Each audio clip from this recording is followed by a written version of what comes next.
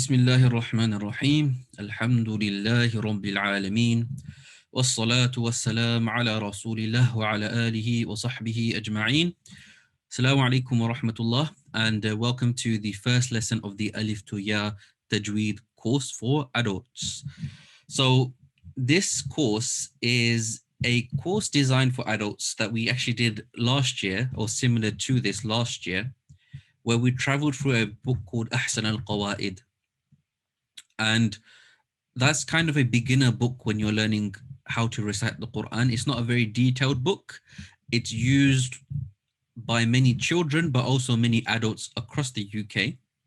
And it's one that we've personally used at the academy. And with every book, there's good points about every book, and there's parts where that can be improved upon as well. But we've selected this because it is quite commonly used, and again, it is used by our academy. What we'll be covering today is more details about this course. So what is covered, who this course is for, and a certification of completion. What is tajweed, types of mistakes, and we will begin with lesson 1, inshallah. So about this course. As I mentioned, we're going through a book called Ahsanul Qawa'id. Now, this book covers the introduction to letters, the vowels or the harakat as they are known, the fatha, kasra, dhamma, or zabar, zer, pesh as traditionally known, the fathatain, kasratain, dhammatain, stretching letters, joining letters, pausing on letters.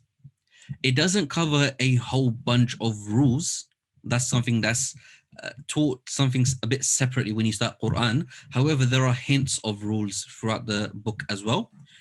Now, when it comes to teaching a book, a teacher should never teach a book word for word and only use that book and not use their own resources, their own research. By doing that, a book or a course can become quite boring in that sense. When a teacher uses their own research and their own techniques, it shows the quality of that teacher for that specific subject as well. So inshallah, we'll be going through this book, but we'll be using a lot of PowerPoints as well, a lot of animations and examples as well. Now, this course is designed for all levels, whether you're beginner, intermediate, or advanced. Now, it will be fast-paced. We'll be covering quite a lot of detail, especially when it comes to theory that's not specifically mentioned in the book, though it's alluded to it. But it is for adults. So the adults are then able to, ask questions, keep up, take notes as well. And there's obviously an opportunity to do a practical as well at the end of the session. We'll be using a mushaf to complement the teaching. So those that are advanced and find this stuff very easy, will be testing the application. So somebody might know what the letter Alif is, but when it comes to the application, they may not know that they are making a mistake. They might be saying it as an empty mouth letter or a full mouth letter. What that means, an empty mouth, full mouth letter, I'll discuss later on, inshallah ta'ala. And also tips for parents and teachers. So whenever it comes to teaching, I'll provide my own tips on what a teacher should look out for. From my perspective, what's helped me, what's benefited the teachers that work at Fussilat Academy. But it's also for parents. Now, the way we've set up our maktab is that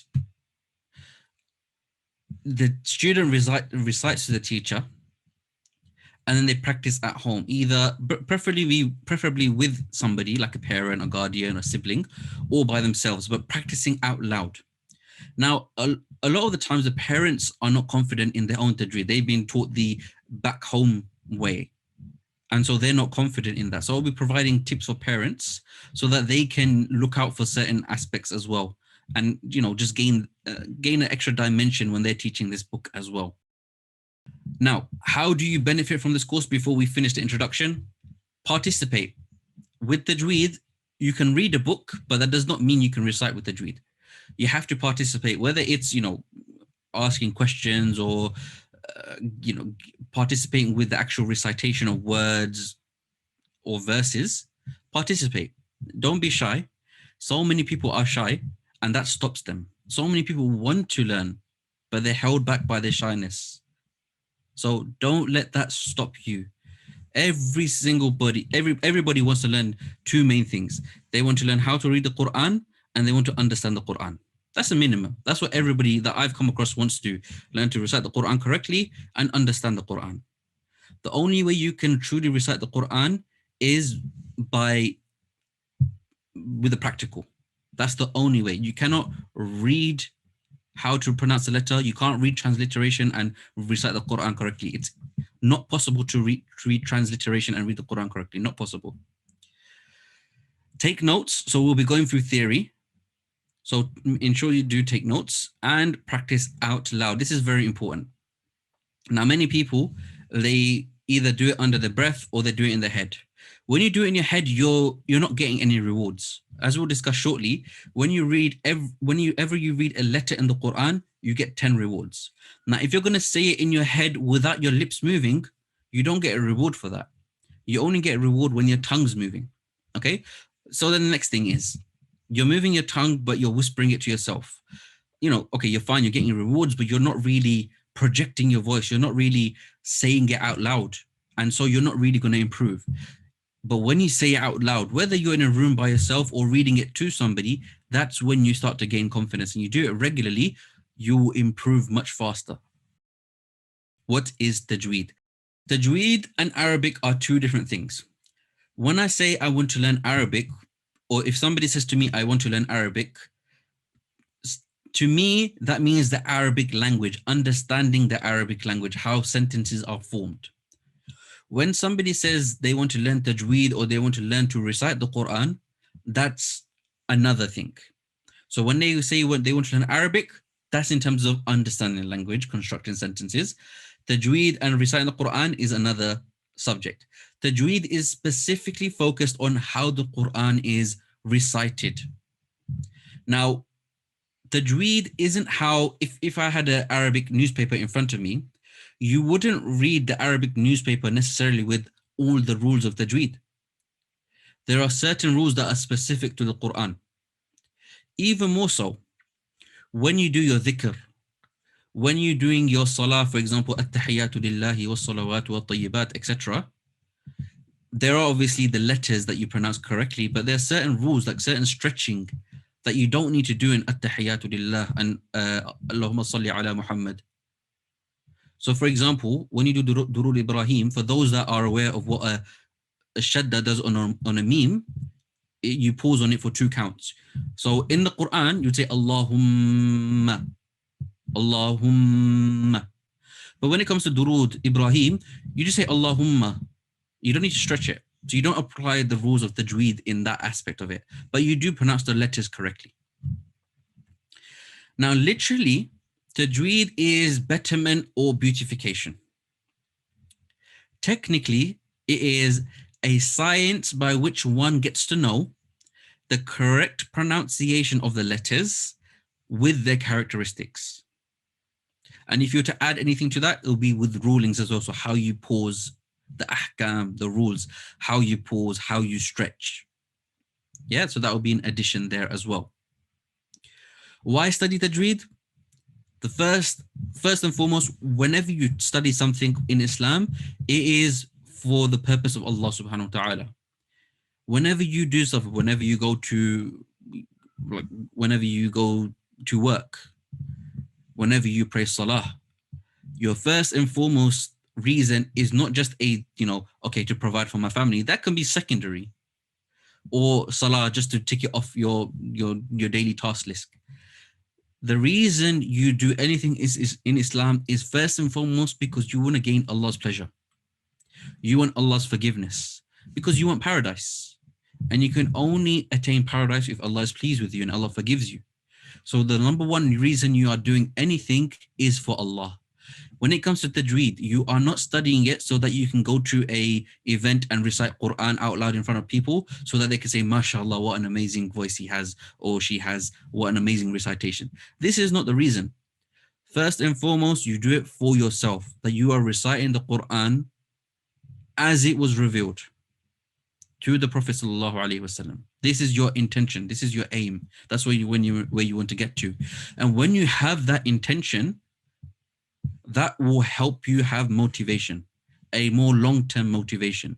Whereas if you do it for an event, what will happen is you're practicing for many times, and then you realize, you know what, this doesn't sound as good, and you get demotivated because you're doing it for other people. But whenever you do something for Allah, know that Allah has guaranteed you Jannah if you do X, Y, and Z. And so that eternal target is there. May Allah make us amongst those that are sincere and that we learn everything in Islam for His pleasure. The next is to connect with Allah. So we want to recite the Qur'an. As I mentioned, and I'll mention shortly when we get to the virtues or the rewards, every letter you read is 10 rewards, every correct letter pronounced. So we want to connect with Allah.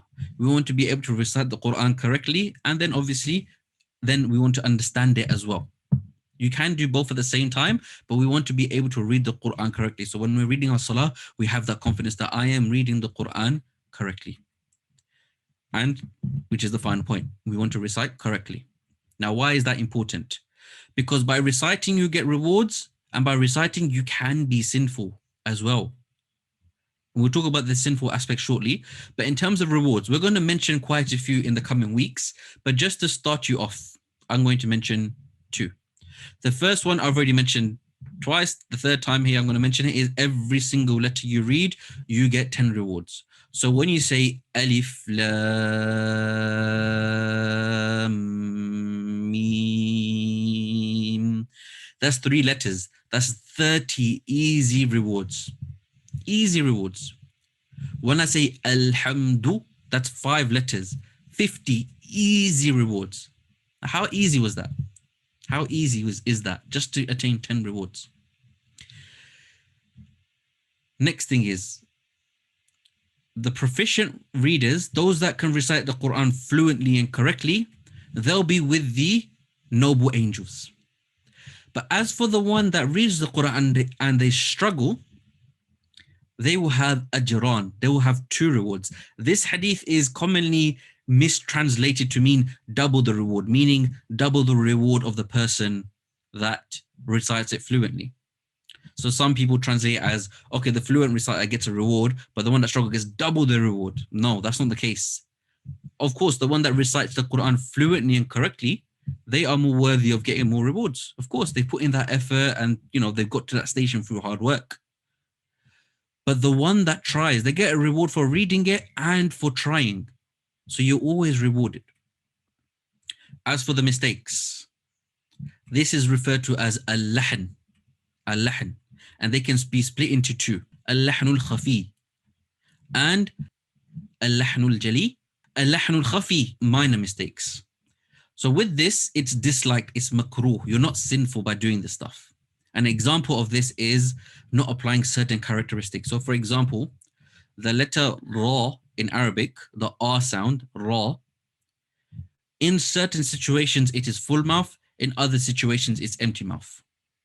What those are right now, we're not going to get into, but know that. If it's an instance where you're meant to say it as full mouth, for example, Rabb, which means Lord or Master, Rabb, and you say it as Rabb, which is empty mouth, it's a minor mistake. You're not sinful, but it's an imperfection. It's an imperfection. So somebody that studied Tajweed will realize that. So if you say Alhamdulillahi Rabbil, it's noticeable. Whereas if you say Alhamdulillahi Rabbil, it's easier. It's more correct. Rabb versus Rab is different. You can notice the characteristic slight imperfection. Al-lahnul jali is, on the other hand, is a major mistake. And this can be sinful. And examples are, and we'll go into more examples of each one, are swapping letters, swapping vowels, adding or removing letters.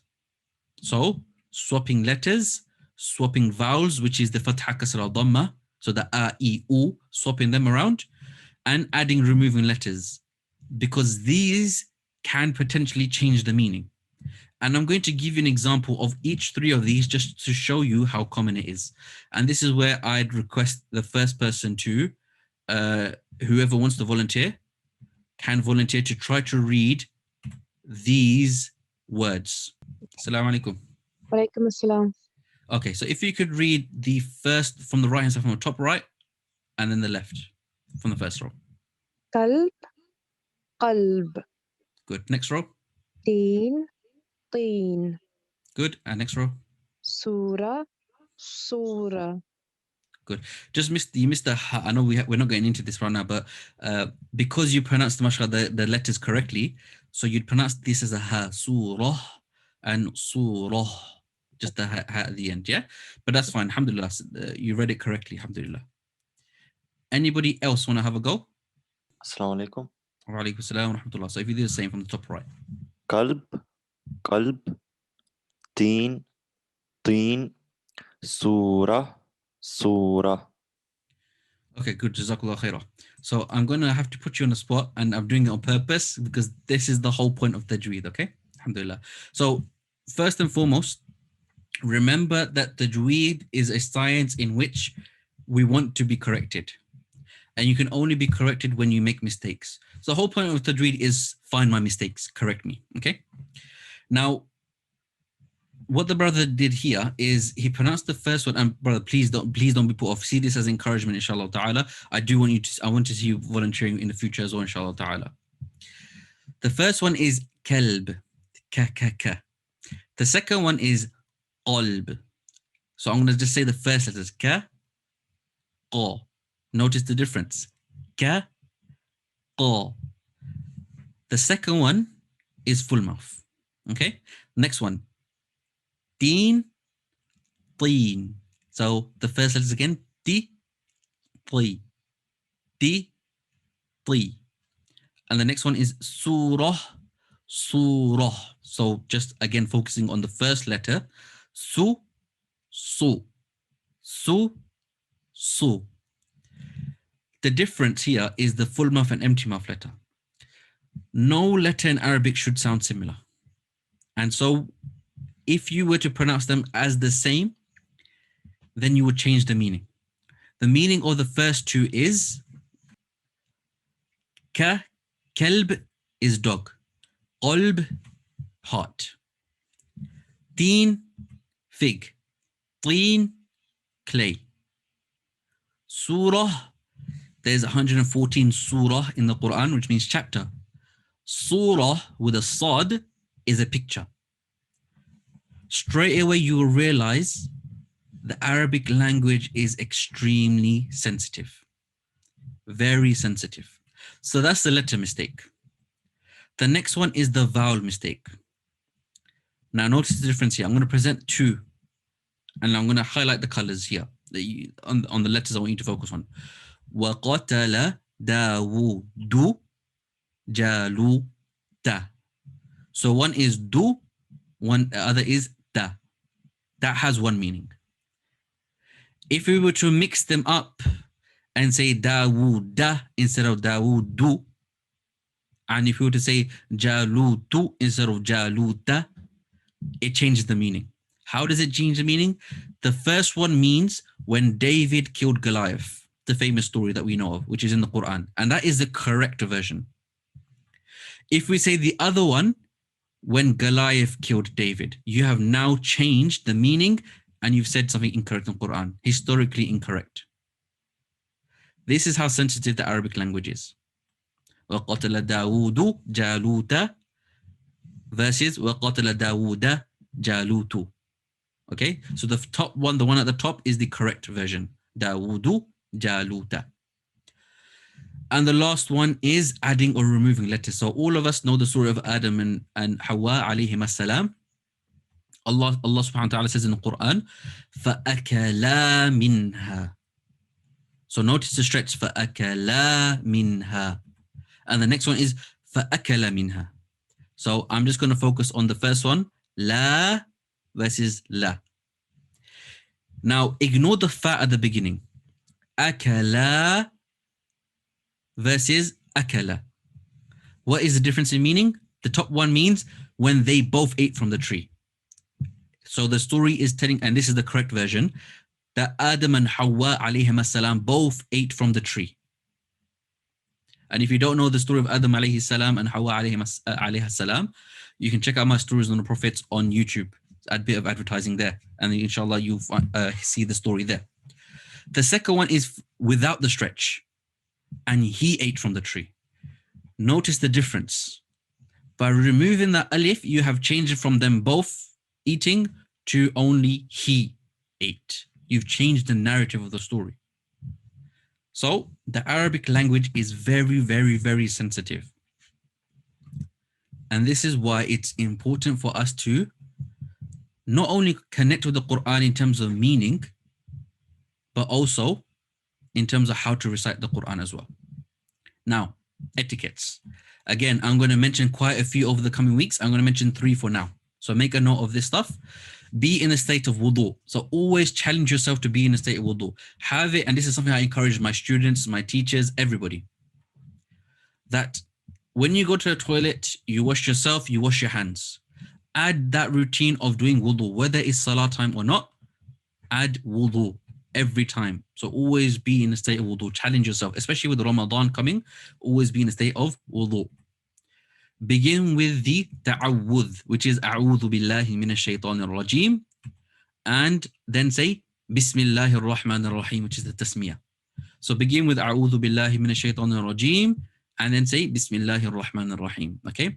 Now, just a point on this: if you were to recite and you started with these two, then you recite some ayat, and I gave you feedback. I said, okay, this needs improvement. This was good, mashallah, well done. And then you were to start again. You don't need to read this. This is at the beginning of each session. Okay? And now we get to the actual lesson. And we're going to do part of lesson 1 today. And there is letters. That is the letters. Now, the letters is going to take a number of lessons. The letters is the most important lesson when it comes to studying Tajweed. Many teachers will just focus a month or 2 months just on the letters. If you get these perfect, everything else becomes easier. So it's important to focus on the letters. So inshallah, for the rest of this week, maybe we'll finish before the end of the week, but inshallah, for a few lessons, we'll be focusing purely on the letters. Now, lesson 1 has 4 pages in Ahsanul Qawa'id. The first lesson is a lesson with transliteration. Anybody that knows me will know that I absolutely dislike and discourage this lesson. Transliteration is absolutely terrible. It's absolutely terrible. Do not get used to reading transliteration. I completely skip this lesson and I go to the exercise 1 of lesson 1. So this is how I teach it. The exercise 2 is a jumbled version. And then exercise 3 is a jumbled version, but with much more examples. Okay. So I never teach page 1. I always start from page 2, 3, and 4, and I mix it up. So if I was teaching a young child, I'm not going to teach them alif to ya in one day. I'm going to teach them alif to jim or ha, whatever it is. Then I tell them to find it on the next page and the next page after, so that they don't get used to saying the order alif, ba, ta, tha, jim. They memorize the order, but they don't recognize the letters. Okay, so I get them used to recognizing the shape and pronouncing it correctly. It's not just about they've said alif correctly or they've said it, that means they've got it correct. There can be mistakes as well, which we'll get to another time. And this leads us to a topic under the letters called Makhaarij. Now, if you go to an Arab country, you see a fire exit sign and you'll say Makhaarij, which is your place of exit. When it comes to Tajweed, Makhaarij is a place of exit, meaning where the letters come out from, where it's pronounced from, where your tongue touches for a letter to come out, or where your lips are, or where you're putting pressure on your throat. This is your makhraj. The plural of it is makhaarij. Singular makhraj, plural makhaarij. Now, there are 5 makhraj, there are 5 areas, and there are 17 specific areas. The first one is al-jawf, and this is your oral passage. So when you say e, u, that kind of stretching sound comes from your oral passage. It's not a specific area, it's the whole oral passage. And that has one specific area. That is the specific area. It's just all of it. Al-halq is the throat, and there are 3 specific letters. And I haven't added this in, but there are 6 letters pronounced from here. Okay? Al-Jawf doesn't have a specific letter pronounced from it. It's a stretch. Al-Halq has 3 specific areas, 2 letters from each one. So 6 in total. Then you have Al-Lisan, which is the tongue. And this has 10 specific areas. From here, 17 letters are pronounced. 17 letters are pronounced from the tongue, with the tongue. Ash-Shafatayn, the 2 lips. There are 2 specific areas. There are 4 letters pronounced from here. And Al-Khayshum, which is your nasal cavity. Okay, so when somebody has a blocked nose, their sound becomes their voice becomes very nasal. That's because of the air passage. Again, it's got one specific area, but it's not got a specific letter per se. It's not got a specific letter per se coming from there. Okay, so Al-Jawf, Al-Halq, Al-Lisan, Al-Shafatayn, Al-Khayshum. These are the makhraj the areas, 5 areas. And if you add up the specific areas, it adds up to 17. And in the copy of of Ahsanul Qawa'id that I've sent you, is actually in the physical book is page 38, 39. But I've actually scanned it earlier. So page 3 and 4 in the PDF is the actual breakdown. What you may notice is Al-Khayshum is not here. That's because Al-Khayshum doesn't really have a specific letter. Okay, so we'll be going through these areas, breaking it down, and this is actually a good visual to use when you're teaching children. This is probably a very good way of teaching children the Arabic letters without them getting used to or memorizing alif, ba, ta, tha, jim. They can recognize it and you could try to explain it to them. So we will pause here at the makhraj breakdown, and inshallah we'll actually start the makhraj from tomorrow.